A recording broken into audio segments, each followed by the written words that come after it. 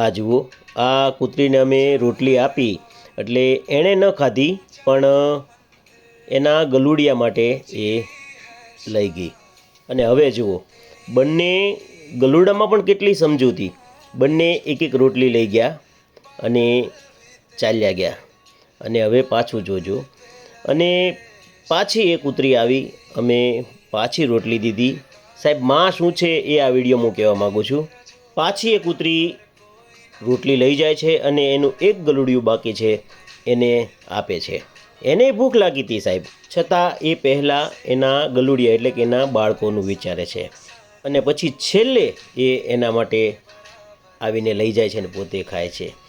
ચાહે મનુષ્યની માં હોય કે પશુની, મેરી માં કે બરાબર કોઈ નહીં સાહેબ. માની તોલે તો કોઈ ન આવે સાહેબ.